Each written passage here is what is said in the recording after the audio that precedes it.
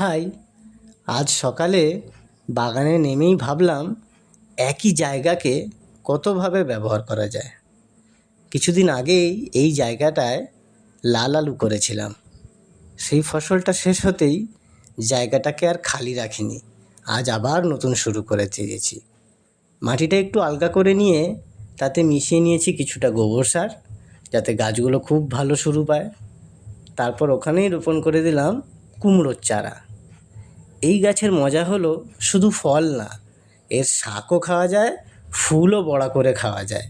সব কিছুরই আলাদা আলাদা ব্যবহার আছে। এদিকে গাছ বসানোর পরে দেখলাম কয়েকটা বেগুন বড় হয়ে গেছে। ভাবলাম আজকের জন্য এগুলো তুলে নিই।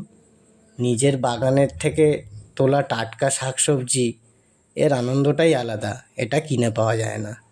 এভাবেই ধীরে ধীরে এক ফসলের পরে আর এক ফসল করে যাচ্ছি। একটা ছোট্ট জায়গা থেকে নিজের মতো করে একটা ফার্ম তৈরি করছি।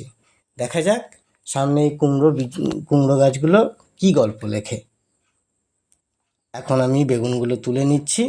বেশ কয়েকটা বেগুন হয়েছে এখানে, 5খানা বেগুন মানে আমাদের বাড়ির জন্য ভালোভাবেই হয়ে যাবে। তো চলো, টাটা।